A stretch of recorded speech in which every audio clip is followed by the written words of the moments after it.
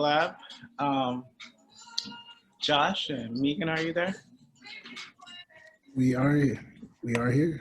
Cool. I defer to you. Let's get the show on the road. Yeah. Hi. Hi, everyone. My name is Meegan Denenberg, co-founder of Little Giant Creative, as well as If Lab. Try to make this as brief as possible. Really, thank you so much for joining this conversation. I think it's going to be an excellent and interesting one. The background for everyone who hasn't joined us before is this is part of a bigger initiative that we've created called If Lab, which is located in Kensington. We'll be in a brick and mortar in our permanent space in November, possibly December, which really is a non-traditional entrepreneurial incubator that's very place-based, providing bridges to and access to resources, institutions, language, and people. Right now, you are in one of our installments for If Lab Presents in the Lab, which is a series of digital conversations for Philadelphia's Black and Brown entrepreneurs and invested industry professionals to have intimate and hopefully non-coded conversations with international experts in a variety of fields, hosted by yours truly, Little Giant Creative. With that being said, really excited to introduce our two very excellent speakers. Antonio M. Johnston is a visual artist whose work focuses on concepts of home and healing. And he is the author of You Next, Reflection in Black Barbershops, which is an intimate photographic exploration of the sacred place.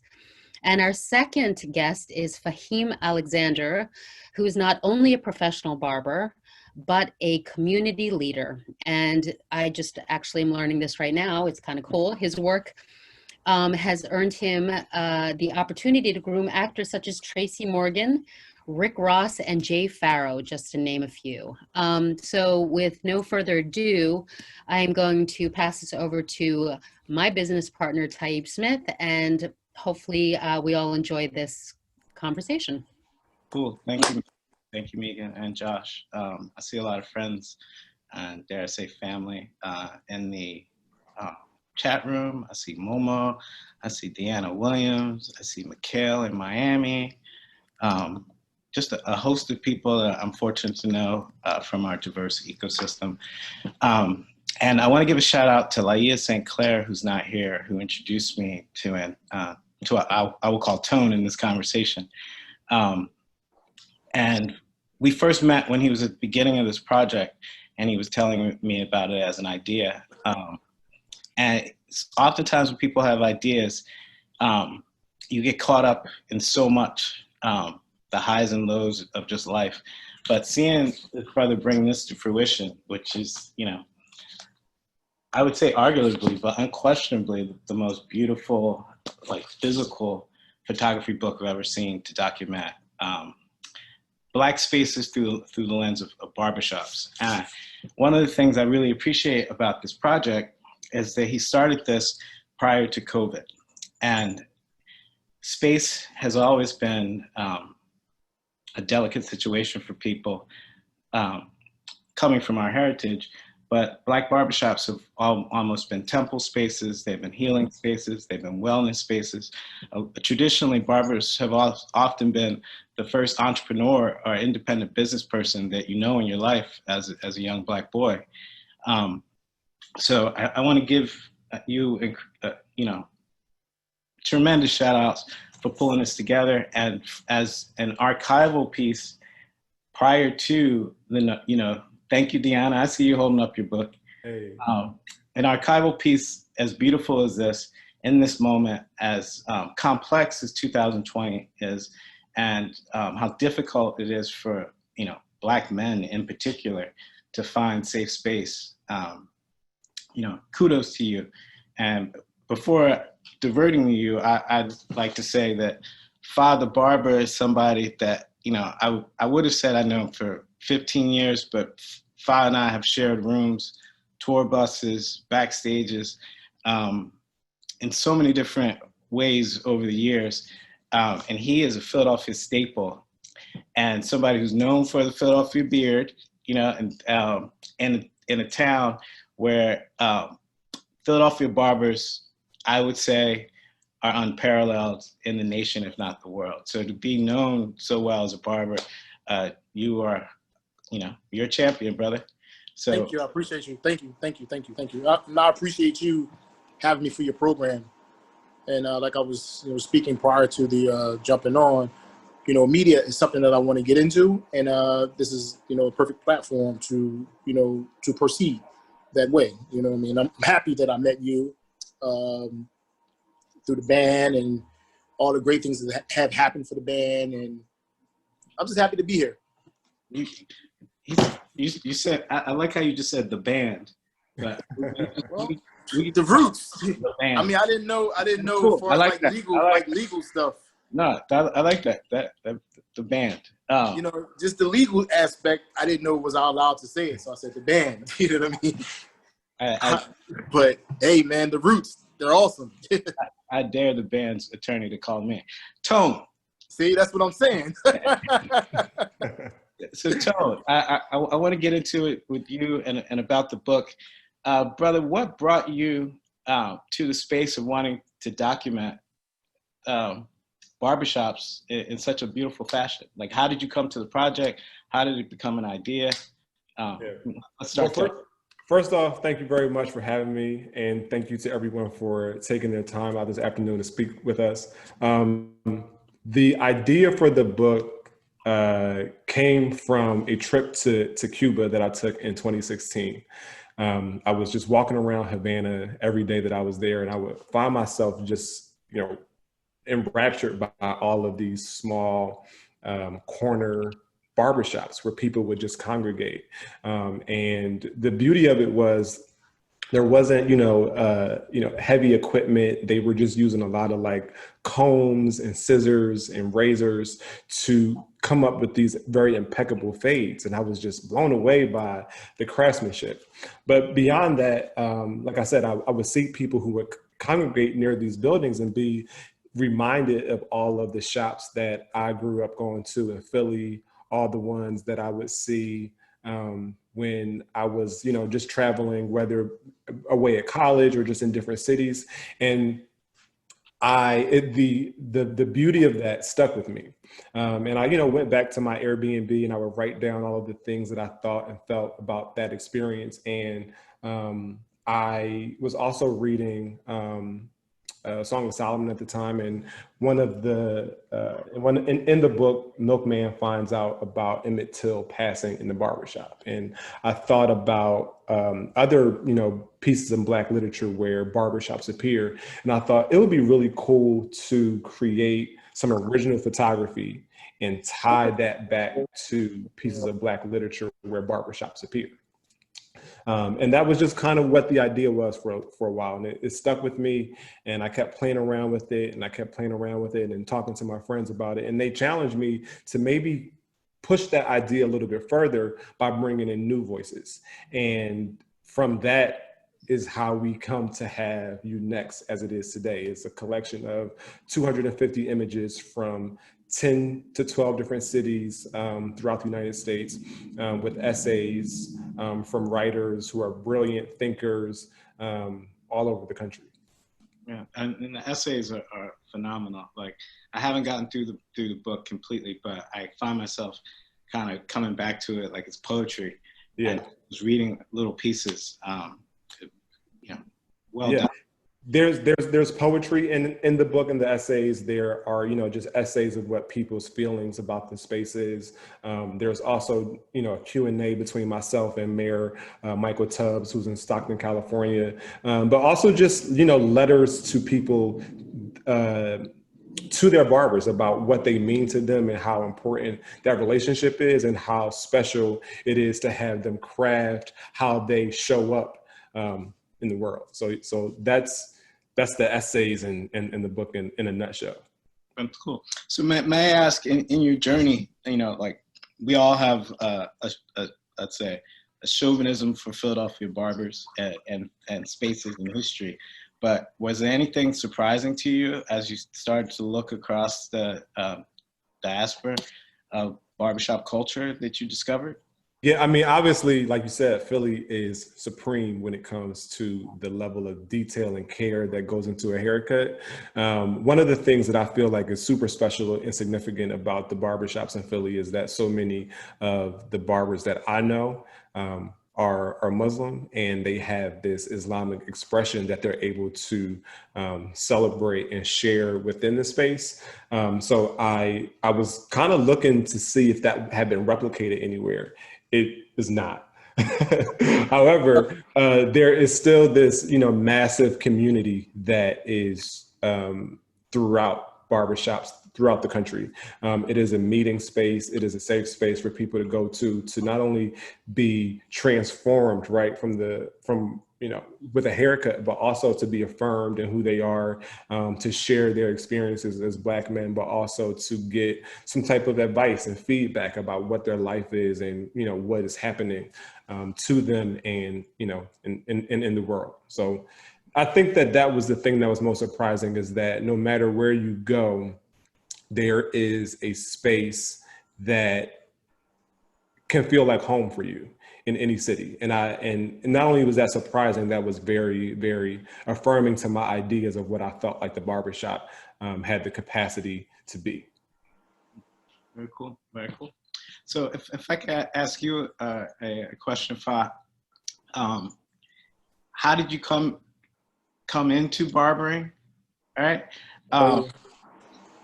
And could you maybe speak to what Tone alluded to about the Muslim community in Philadelphia and the relationship and the history of barbering? Well, I came into barbering in the 80s. I wasn't cutting hair. The first job that a young Black man or Black child will always have is sweeping the barbershop. So that was my job. And it's funny because I used to be a runner.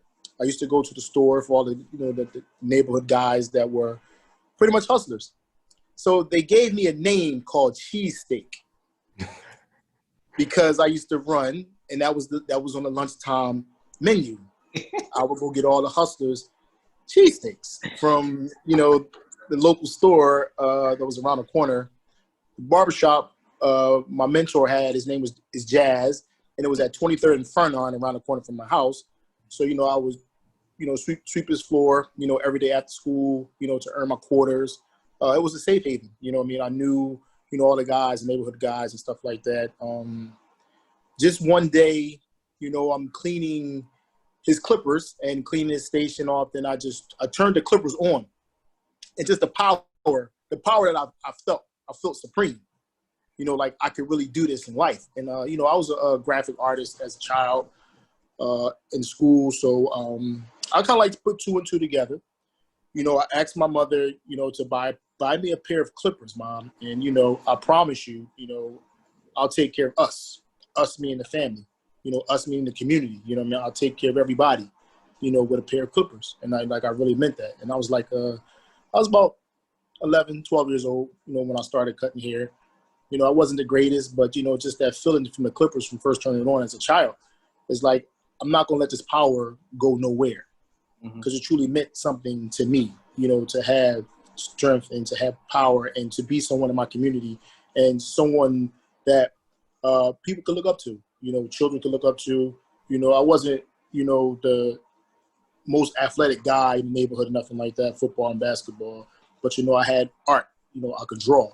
And the art went from the pencil to the clippers. And, I just had to find a way to create, masterpieces on canvases. And, just being from Philadelphia, the Philly beard was just always just dominant. And, growing up in the house, my mom used to listen to Teddy Pendergrass, and, he always had a beard. And, Joe Levert had a beard, Eddie Levert, beard, Sound of Philadelphia. It's kind of like I just put it all together in perspective. And, I had the opportunity, and God bless, to meet, Black Thought, to reach out of the roots. And, he allowed me to be his barber, for, over, 15, 20 years. And, and it just took me around the globe, took me around the world. And, I wasn't a rapper, but, I got notoriety, like a rapper, like a hip hop artist, you know, just through barber.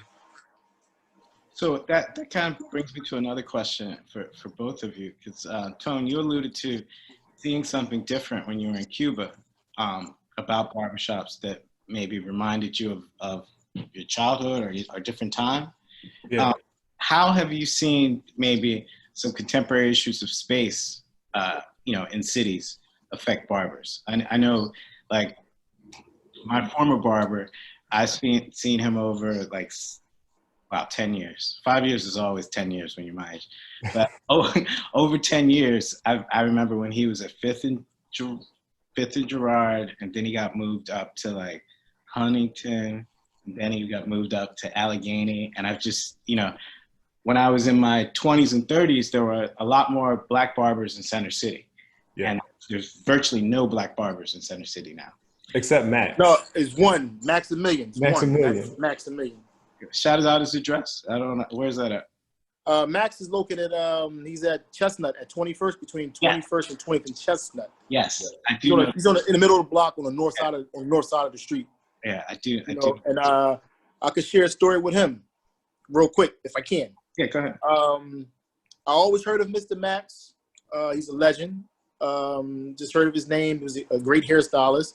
This guy, African American, that cut hair in Center City. Like, I never knew him personally from a can of paint, but it would be always these women, older women, that would catch the bus in front of the barbershop. And I was wondering, like, why y'all always here at a certain time of the month? And I just asked, and they said, we're going down to Max to get a haircut. We had 20th and Snyder, my barbershop, and Max is at 20th, between 20th and 21st and Chestnut. So I just asked, and, they said, we're going to go see Max. So I said, well, who Max? So, I just started doing my research. I'm like, oh, okay, this is a legend, a real legend. So, fast forward, 5 or 6 years later, the internet is on smash. And I get a call on a Saturday afternoon after work. And they're like, yo, man, this is Max. I'm like, Max? Max who? Maximilian? He was like, yeah, what's up, young buck? I'm like, what are you doing calling me, Max? You know what I mean? Like, who am I? And, he just ran it down to me. Like, he said, I admire you from afar for being a young man. Mm. You remind me a lot of myself. You kind of like, what I wanted my son to be like. Mm-hmm. And I was like, I was like, just intrigued and like, wow, like, just brought to life that this legendary barber / cosmetologist in Philadelphia that over 50 years of experience, looking at me like a predecessor. And I was like, just amazed and just very happy that, he like kind of like reached out to me. And I asked him, do you call barbers? He said, I don't call that many, but just the ones that I know of. And, he said he just wanted to share that with me. So, kind of like almost brought some tears in my eyes, but man, that was just amazing. And that's just one of a mentor. And, I call him, at least 2 or 3 times a week, or he'll call me. We go have some lunch down at downtown. He loves to eat downtown. So we go downtown, bust a grub. That's my guy. So, Father, kind of alludes to my question. So I feel like when I was younger, there was a gentleman like that in most neighborhoods. Like one. Yeah. I'm sorry. Yeah, but So when I was a kid, that like you brought up the memory. My first barber, probably till I was like a late teen, was Worm in North Philly. Oh, time out. That's his guy, Worm. Yeah, that's Max's guy. So Worm. So I don't know if you ever heard of Worm, but Worm was Dr. J's barber. Okay. Yeah. So Worm, Maximilian, he loves Worm. Yeah. So I'm sorry. Go ahead. So this is crazy, but go ahead. Meegan will laugh at this. Like, you can't imagine me at like 5, 6, 7 years old being able to say that Dr. J and I shared a barber. Now, I might have only seen Dr. J because he didn't have to come to the barbershop, but I might have only seen him once. You know, but just being able to say that you shared a barber with Dr. J was like social currency. That's supreme.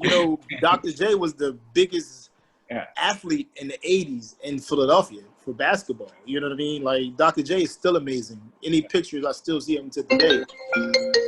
Dr. J is amazing. That goes to, I guess, the question I was trying to get to. So how have you seen, Tone, how have you seen barbering, the space of barbering be more challenged in contemporary times? Or what did you notice differently through the lens of going to Cuba versus what's here?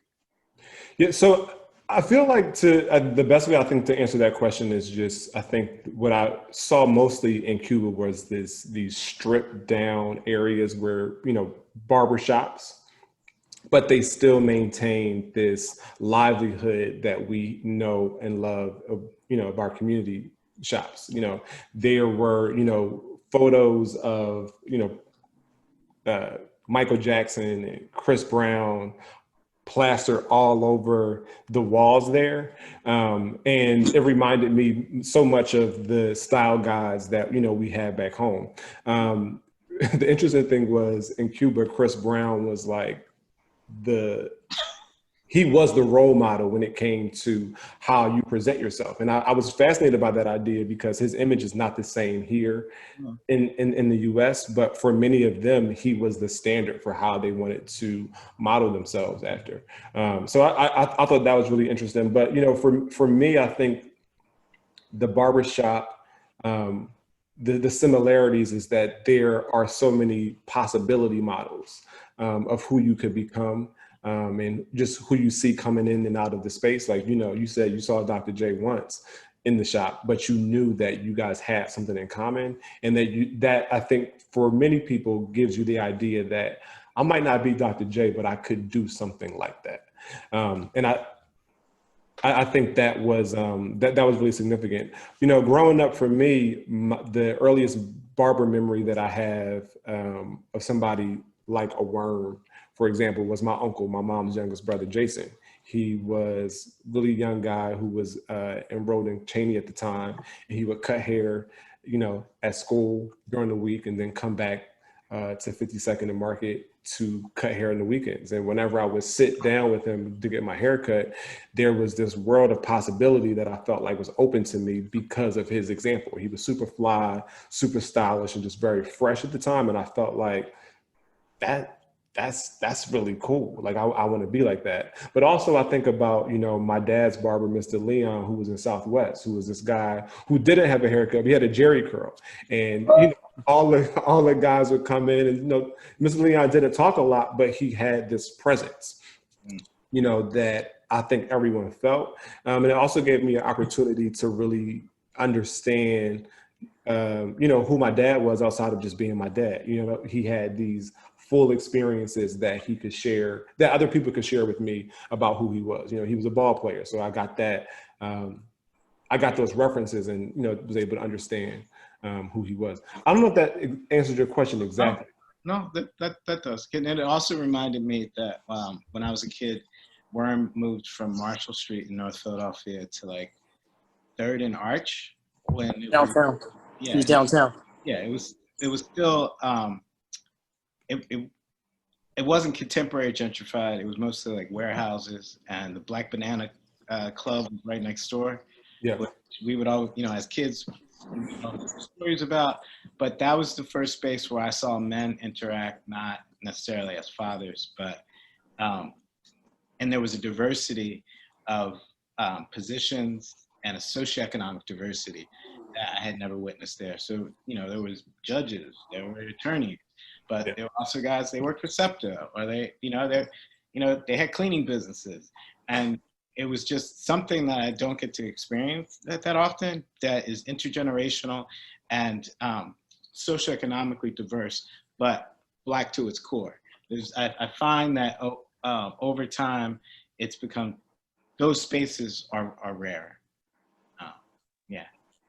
Very rare. And like you said, I think, that's a really good point about the intergenerational component, is you get all of these perspectives, from so many different people. And one of the things too about, I know you know this as a barber, everyone who comes into your shop might not be from your neighborhood.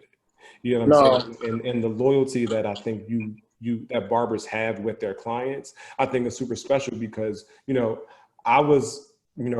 I grew up in West Philly and I would go to, Southwest to get my haircut, which isn't, very far. However, I was seeing different types of people as I would, go into the shops. So I thought that was really interesting.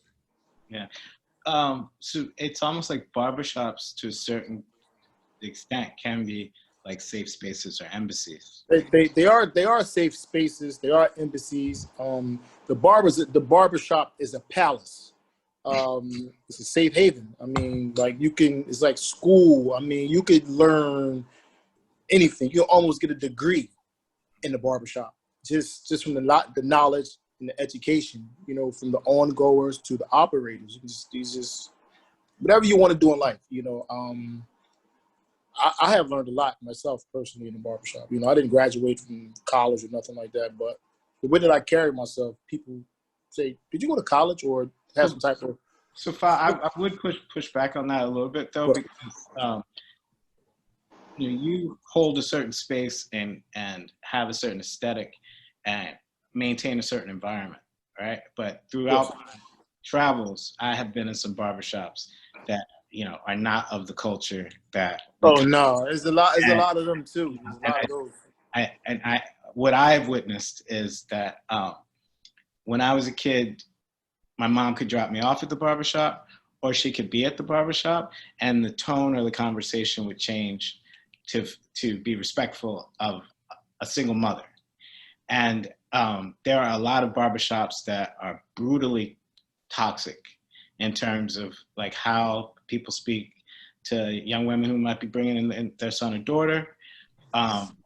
And that's why I think it's really important to hold up spaces that are in the tradition, or hold up people such as yourself, because to be frank, a lot of people haven't learned barbering from the traditional mentor to mentor. A lot of people learn it as a skill through mass incarceration, right? And then that energy is brought home, and it gets to the point where people lose certain traditions about how to hold space in a respectful manner, and that's why I think that the work that both of you do is so important, so that we can keep that generational chain and teach other people, how to do something with a little flavor.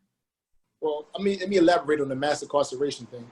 So, I deal and I speak to a lot of gentlemen that are incarcerated, and I have shared pictures of my work for a lot of my friends that were incarcerated and countless visits and stuff like that. And this is maybe 10, 12 years ago. It's gentlemen still today that get in trouble and go to prison and go to the places where my friends have life sentences like now. And they're speaking of me personally behind the walls. Mm-hmm. The young man, he gave me some static maybe about 3 years ago. And, and I conversated with him. Then he got in trouble and he went to jail for about 36 months. He just came home. And he said, I had to come and apologize to you. I said, for what? Why? He said, I had no idea, how much respect and love that you have in prison. And you ain't never even been to prison. And he told me that. And this is prisons 3, 4, 5, 6 hours away that I never, ever been in. And he said, I had to come and apologize to you because he said, I didn't respect the power that you hold. He said, I didn't respect, I didn't understand the respect that you had. Mm-hmm. And I forgave him because, it was a little bit of toxic involved and, some drugs involved, some narcotics involved in the time that he was, trying to give me some, a problem. So, I gave him a pass and, I understood, you know what I mean? I understood. And that's the reason why I took the job that I have. So, I can be in this space that I'm in today to, help us. So I see James mentioned that he has a question, but before I open it up to some questions, I wanted to ask you, Tone, there's like a repeat I noticed in several of the essays, people talk about, in different ways, barbershops being one of the few spaces that Black men can be sensitive, they can be intimate with one another, they can be honest with somebody, and be groomed, all right? You know, and be pampered to a certain degree. And I would always joke that, if you wanted to get something done in Philadelphia, go out and buy a bunch of sneaks and get everybody a haircut, because when you're a kid from Philly, you got new sneaks and you got a fresh cut, you feel a little invincible. I don't know what it is about us, but check this out before you stop. If you notice that they took that character, which you just said, Fresh Prince of Bel-Air. Yeah. Will had the fly kicks on. He had the haircut from Philly. They took that and put it into television in the 90s. And that was amazing. I totally agree.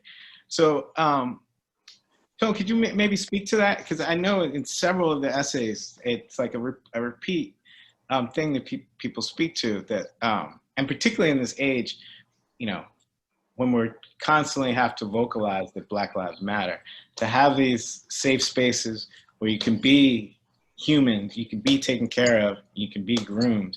I think that's one of the, unless you have experienced it, that's one of the unknown privileges that we share. Yeah, I think that for me, when I was talking to a lot of the folks who wrote essays and contributed to the book, I wanted to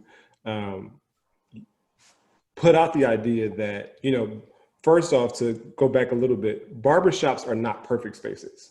And I think that when we think about what that means is, or in the context, we're in America. America is not a perfect place. And any institution that is situated within this country has the possibility to be problematic, to have some toxicity to it. So I do want to call that out. And I think that the book talks about that to some degree, but I wanted for people to understand that it is important for Black men to normalize and to be comfortable with each other in an environment where you can be vulnerable with each other, where you can share openly, where you can be yourself, and where you can be affirmed.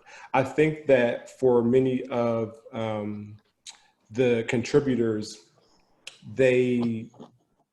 that is something that they really feel is important and special about the shops that they go to, that they shared that with other people. To, also make you understand too that there's a lot of conversation around Black men in this country, and a lot of conversation about the things that we do in this country. But there isn't often a lot of spaces that we have where we own, where we are fully inside of, where we can show up as our full selves. And the barbershop is that space. And I think that, that's what you see repeated throughout the book, is that this is a space that we can show up and be the full versions of ourselves.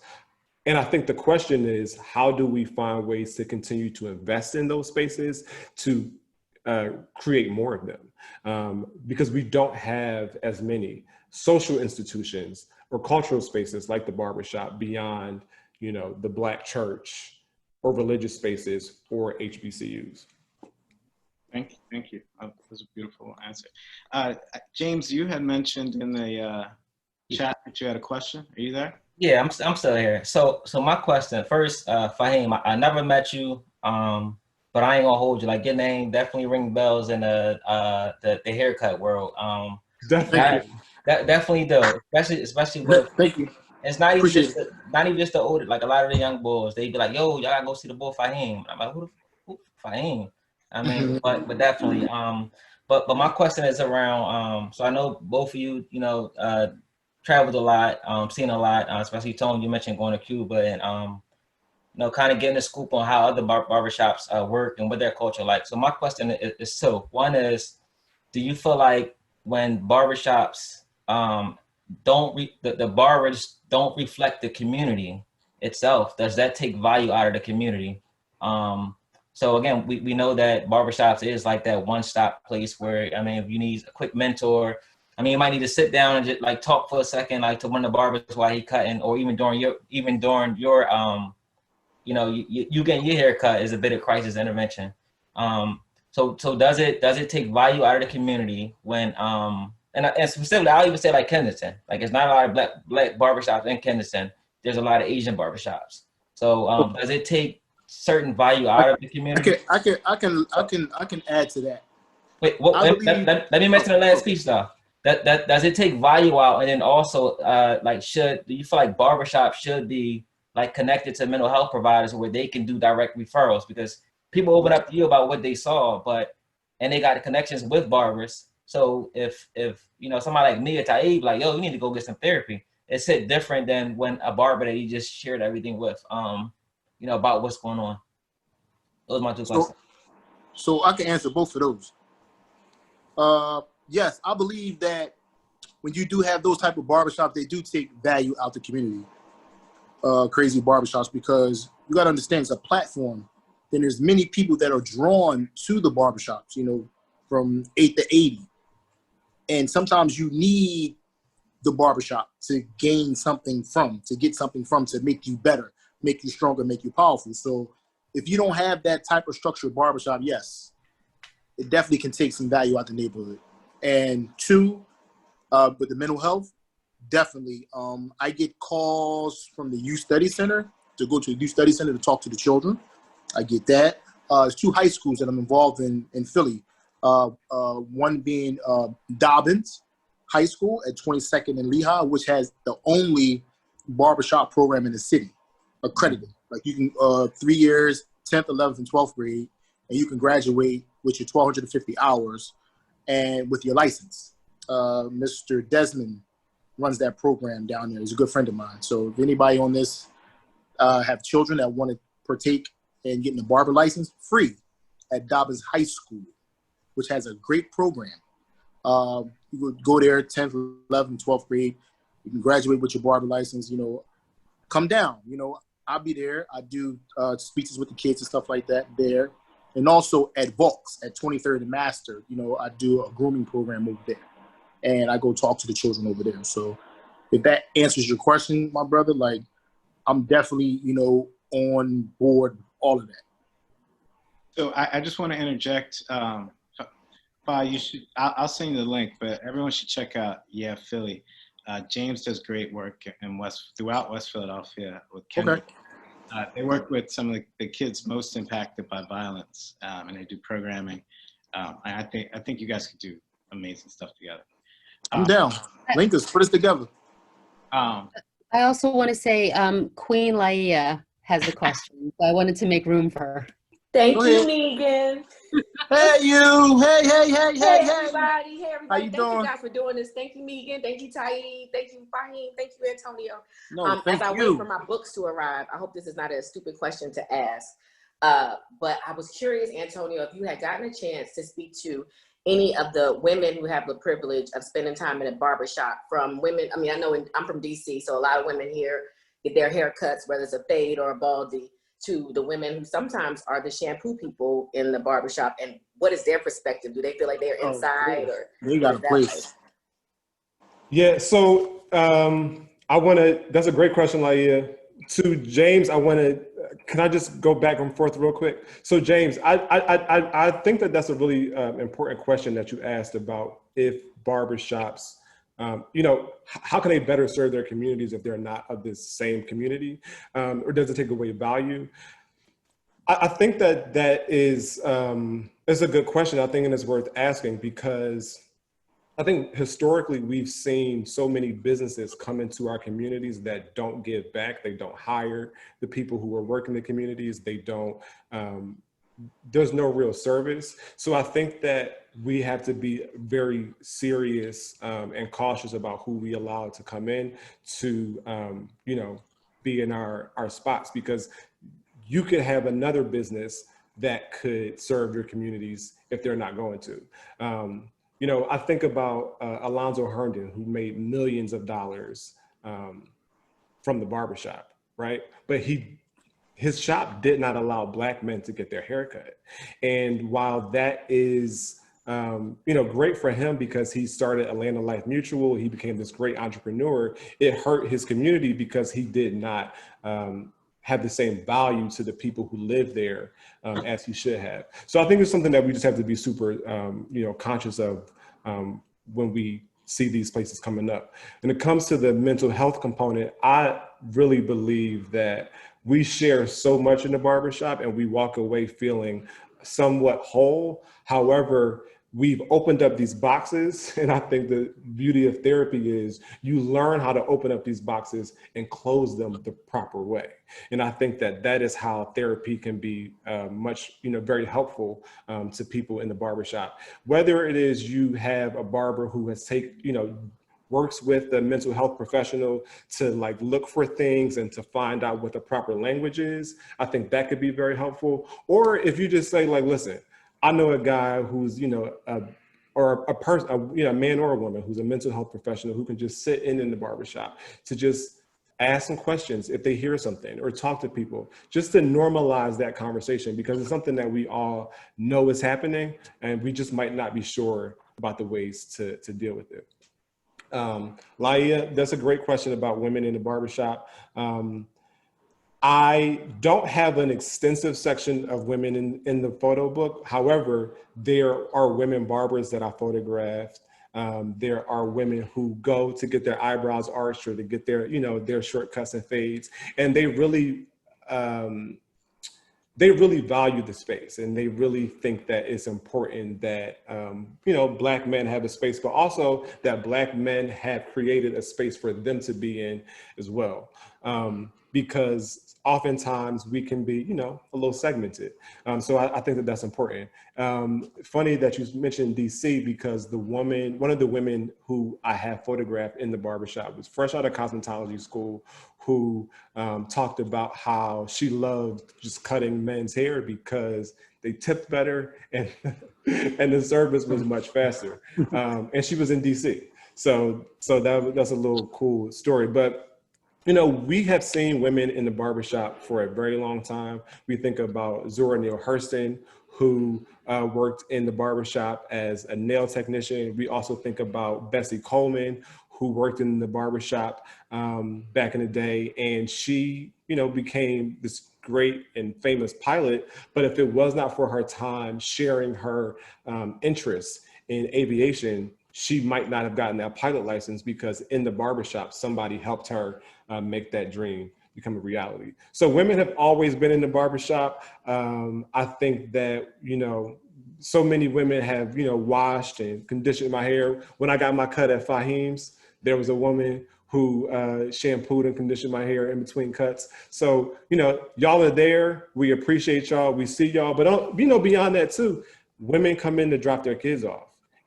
And I feel like when we think about how we can reimagine what the barbershop space can be, we have to be mindful of the things that we say and how welcoming and how inviting we are to the women that come in there, so they're not feeling like attacked or ostracized or, made to feel cheap.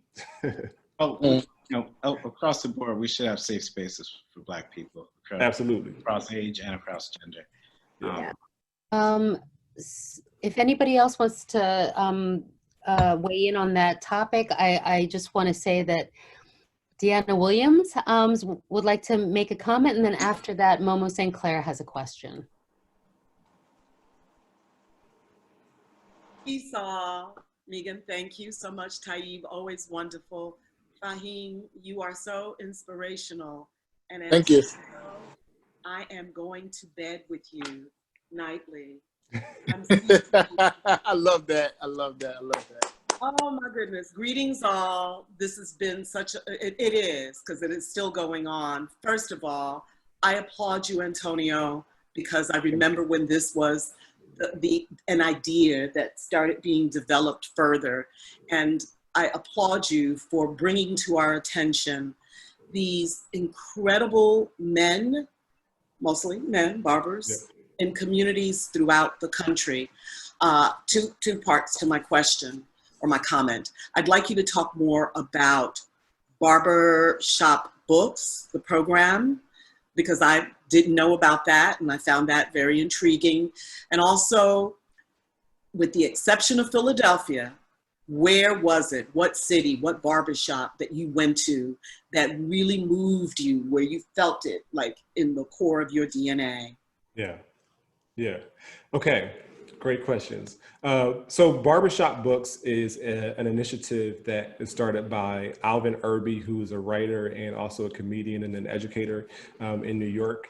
And he started this, I'm forgetting the year. However, he started this program where he saw that there were young boys who would come in the barbershop who needed something to do. But beyond that, something to enrich them beyond just sitting there listening to so many conversations. And he came up with this idea to have barbershop books, which brings books of all types to the barbershop for children to read, to learn, and to just dream and explore. And that program was started in New York, but it is growing nationally for people. So if you know of any barbershops locally that need books, you should definitely contact him to get in touch with him to start that process. Or you could just do it yourself and just bring in and donate books for young kids to read while they wait. When I found out about that program, it reminded me of all the times that I would read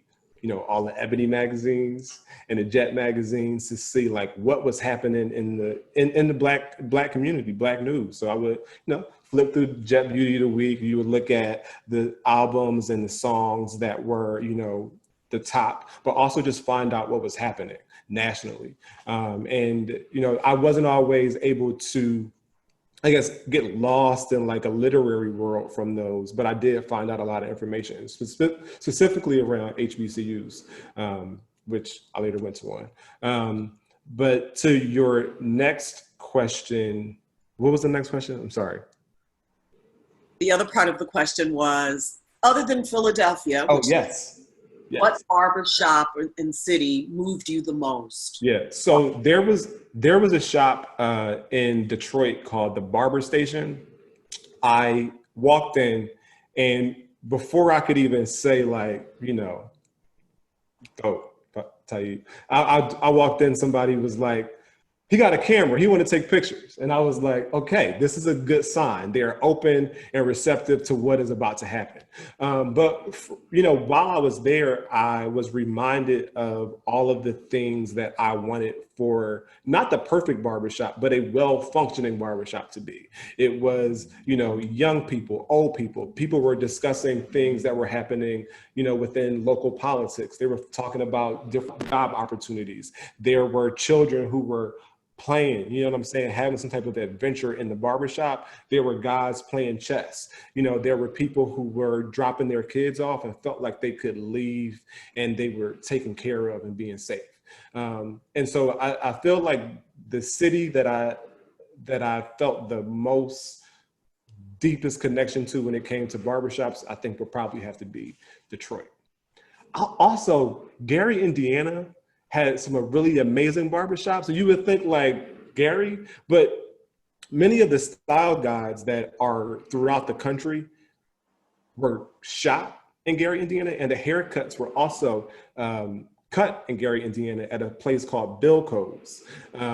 It's fascinating. And the reason why it was really interesting to me was because I went into one shop and I was like, this is a Philly cut. And he was like, what do you mean it's a Philly cut? And I was like, I know that beard anywhere. And they were like, no, this is a Gary, Indiana cut. However, the guy who cut them is very interested in the Philly aesthetic. So it has, it's permeated so many different cities. That's great. Does anyone else want to ask a question? We have a little bit more time. I think Momo St. Clair had a question. Momo. Oh, hi. So first of all, thank you so much for this work. I was looking through the book and I was just amazed at there are some photos that really made me stop and go, whoa, wow, that's a perspective I've never seen.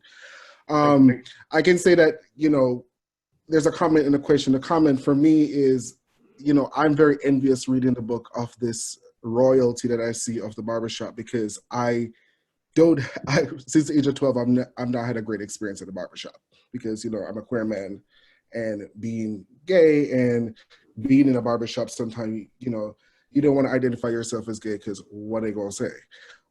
You don't want to, you're sitting there and you're hearing comments and you realize, wow, they're talking about me. And, you know, and so I think looking at the book, there was a sort of envy on my part of like, wow, I really wish I could identify with that feeling of like in these photos. But there's one photo there that really made me stop, and it's two of them. There's one, it's in a house with like a lot of books all over, and there's a gentleman with a frame behind. Yeah. That's my favorite photo of yours, Tom. Yeah. Thank you. People love that one. Yeah, it's like two of them, and like it's, for me, it's just like iconographic. It's very like, you know, religious, and, you know, just the framing of like a man in just like this religious setting, but it's just, you know, almost disjointed way. It's amazing to me. And I just wonder, like, being a photographer in this space, you know, there's a click in, you're there, you're almost like a fly on the wall in the space, and, you know, but you're with a camera and you're a human size. What was your process of getting into that space and getting those pictures taken? I guess they're so intimate. Like, you have close up with just like men in very intimate facial of like sensitivity, and it's like, wow, how does one go into a barbershop with all the noise, all the music, everything, and like get those pictures and get that access? That's a good question. One thing I'll say to your first point of, you know, do not be discouraged about that experience in the barbershop, because there are so many barbershops that will be welcoming and inviting. I think that it comes to a point of you finding what that space is for you, where you are.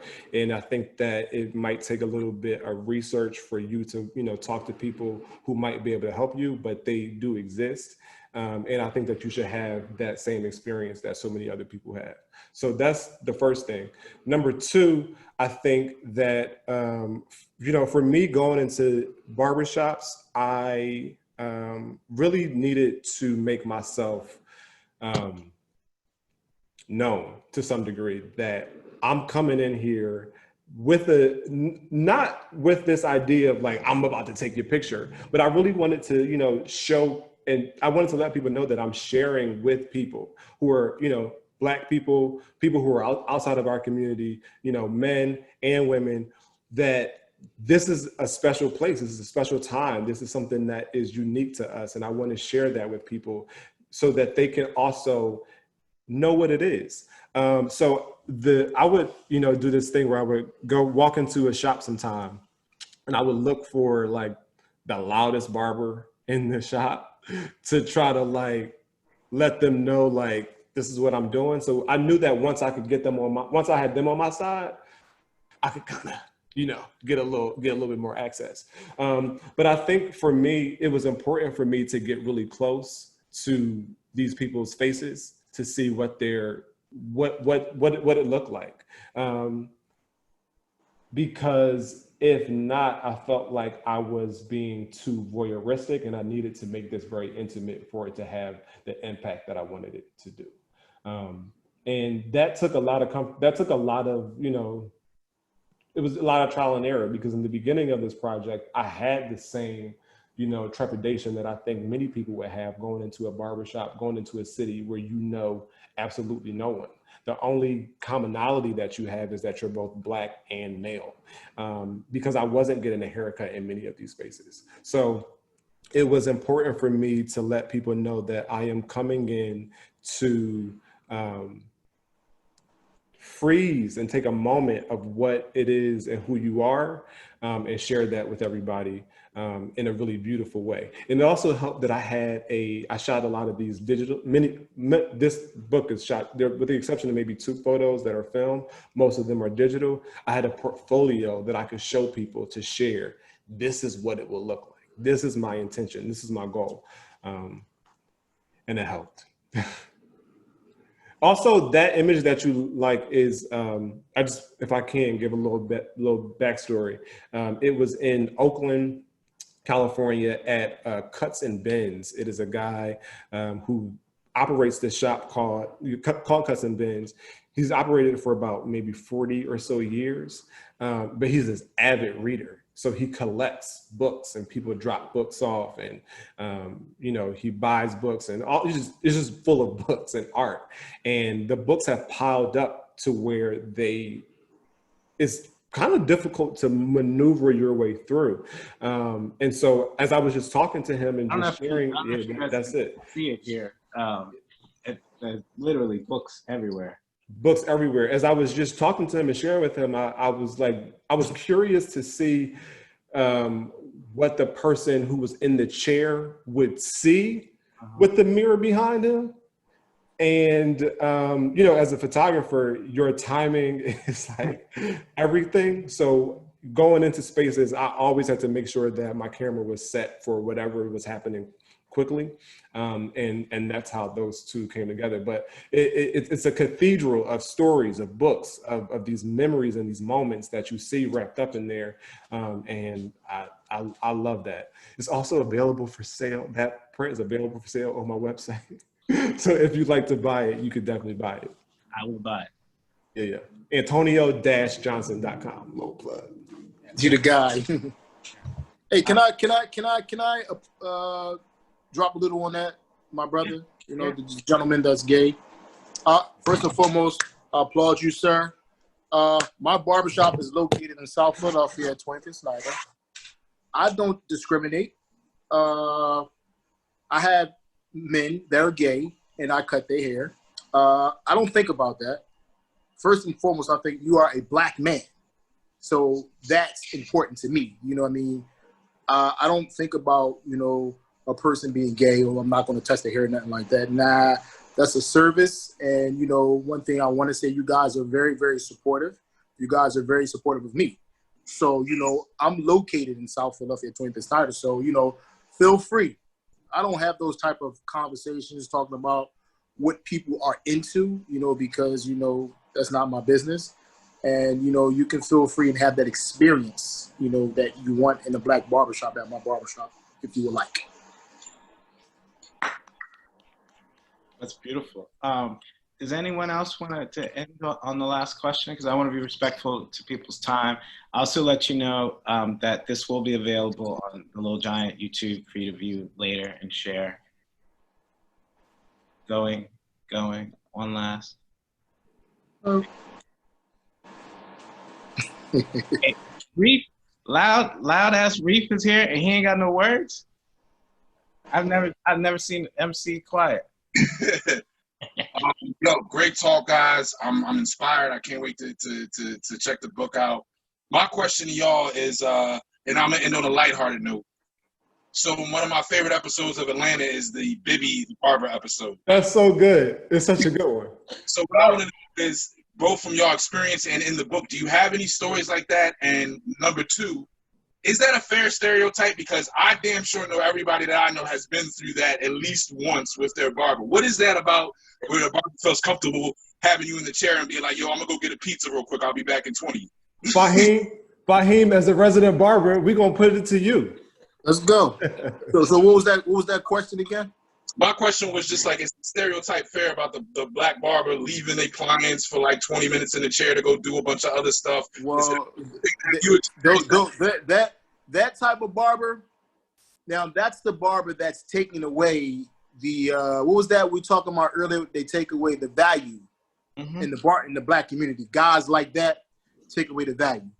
I don't want to associate myself with guys like that, because you have young men and young women that are in your barbershop looking at individuals like that. So I don't want nothing to do with them at all. So Reef, thank you. I was trying to allude to those trash ass barbers. Hey man, it's real. It's real. You know, you want to talk about guys like that, it's real. It's real. It's real. You know, guys like that, I don't really care too much about. You know what I mean? Like, you're not taking the value away from my barbershop. I'm sorry. Yeah.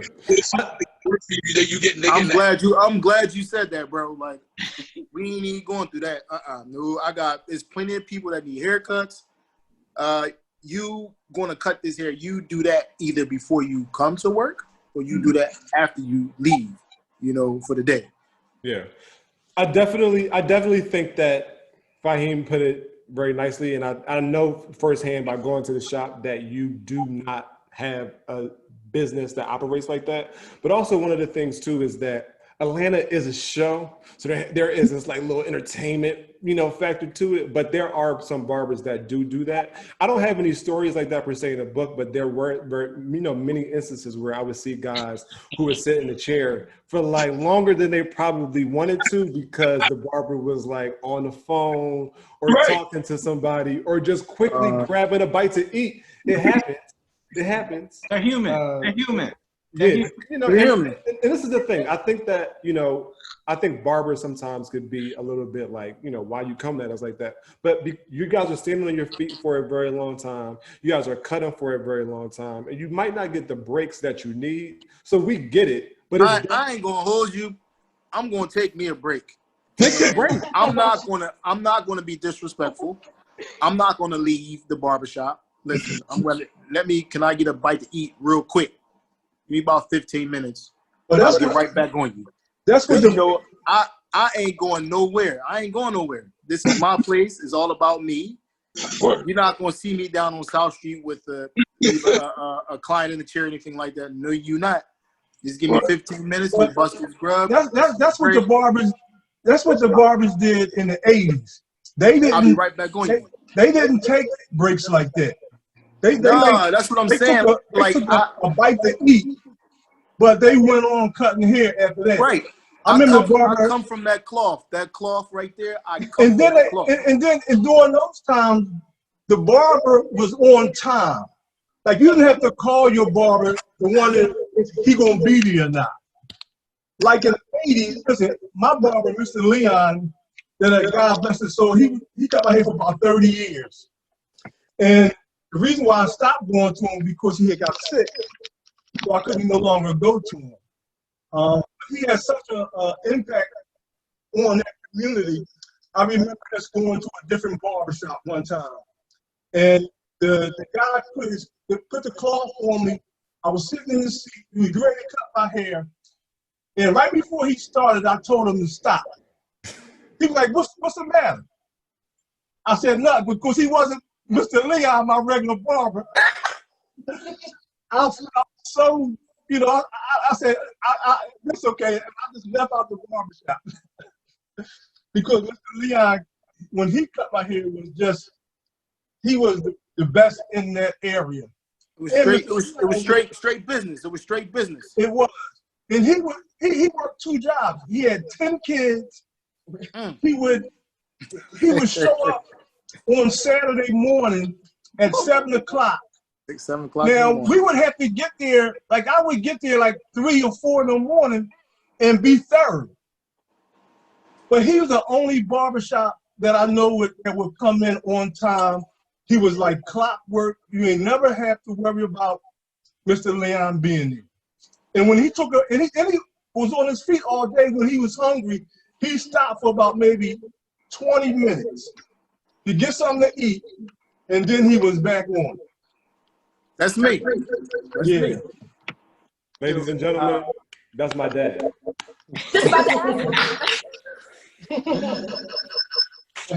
That's beautiful. That's beautiful. So Reef said he was gonna end it on a light heart, and then he dropped a landmine. That brings to another thought I want to close on. So not to be too serious, but barbers are also frontline workers that in the tradition of barbershops, going back 100 years, barbershops have been where people have talked about politics. It's where people, have grown to be ward leaders. That's where they've grown to be, staples of community. And these are cultural spaces that need to be so major shouts out to you, Tone, for putting this project together.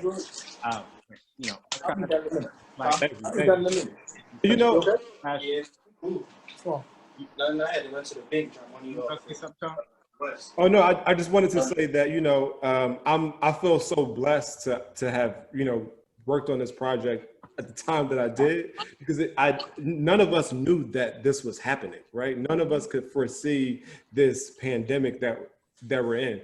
I really wanted to just create a project that I felt like, one, the important thing for me was be able to finish it, right? Because we all have all of these ideas all the time about something, and being able to, finish it was important, but also to give back to a community that I felt like had given me so much. And that is what You Next is What's birthed out. what's the retail price for your book?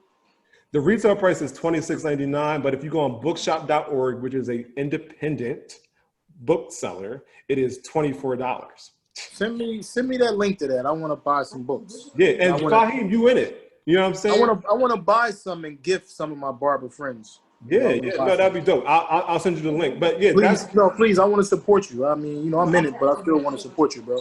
You got bills you gotta pay too. Thank you. So next.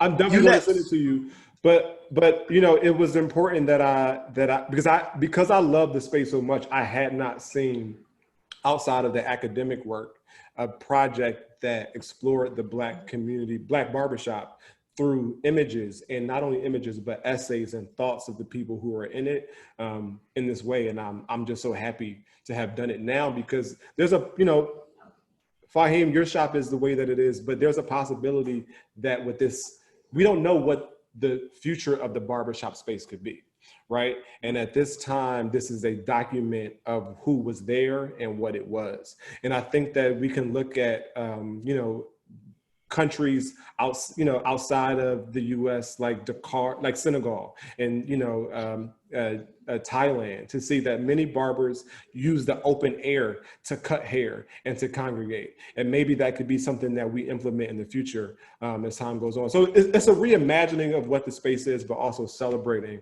the barbershop the way that it is. Well, thank you so much, both of you brothers. I appreciate you immensely. I just want to say archiving Black space is so important. It always has been, but we really need to lift up this book. Everyone, please encourage your family, your loved ones, your business partners to go out and purchase it. We should particularly be selling a lot of these in Philadelphia, because the brother is in Philadelphia, but you can purchase this anywhere on bookshop.org. I appreciate you guys immensely. We have some other In the Labs coming up, which I don't know if I want to talk about right now, but I will say please join us again. This is an ongoing series, and we also, as Meegan alluded to, have a physical space opening up at 3400 J Street in Kensington this year. Yeah, thank you for having us. I really appreciate it. Thank you. I appreciate you. I appreciate you guys having me. Thank you. Thank you. Thank you. Thank you. Thank you. Thank you. All right. With that, I'm gonna close out. Peace, y'all. Guys, thank you so much. Go ahead, Russell Simmons. Go ahead. Thank you. God bless. Have a good night. Go ahead, Russell. Oh, that's hilarious. Peace, Tone. Peace.